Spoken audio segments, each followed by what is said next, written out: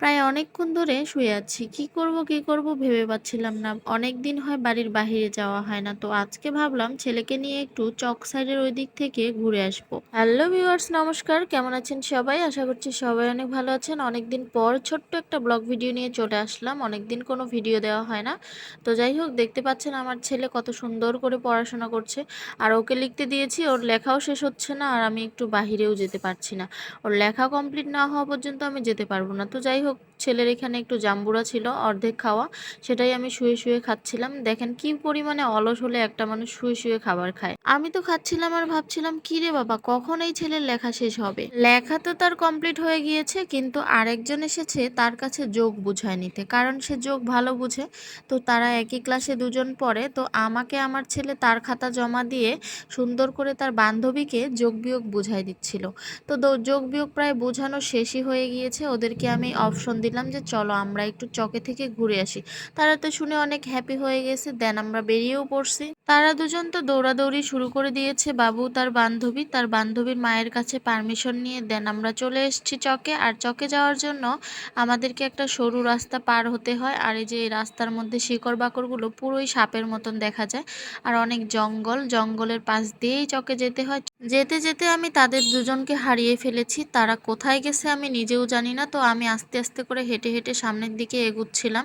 আমার পরিবেশটা খুব ভালোই লাগছিল। আর ওদের দুজনকে এবার দেখতে পেয়েছি, এই যে তারা দৌড়াদৌড়ি শুরু করছে। আর ওই যে সামনে একটা উঁচু জায়গা, সেখানে উঠেই মানে কত সুন্দর খেলা শুরু করছে।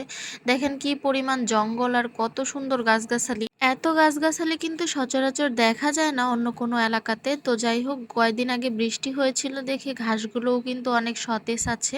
আর আমার হাতে এই যে একটা পেঁপের ফুল দেখতে পাচ্ছেন, সেটা আমি এখন আমার ছেলেকে ডাকবো, ডেকে দেব। আর আমি একটা ডাক দেওয়াতে সে কিন্তু দৌড়ে পেছনে চলে এসছে, মনে করছে কি না কি।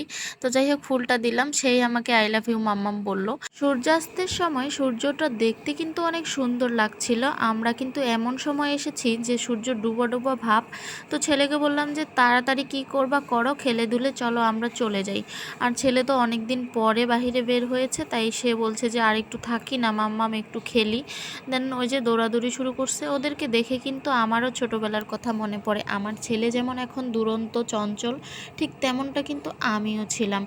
এখানে হচ্ছে ওদেরকে দেখছিলাম আর মনে মনে ভাবছিলাম যে আমার ছোটবেলাটা যদি আবার ফিরে পেতাম। আমার ছেলেকে দেওয়া পেঁপের ফুলটা সে আবার আমাকেই রাখতে দিয়েছে। তো ভাবলাম যে হাতের মধ্যে না রেখে কানের মধ্যে গুজে দেই, দেখি আমাকে কত সুন্দর দেখা যায়।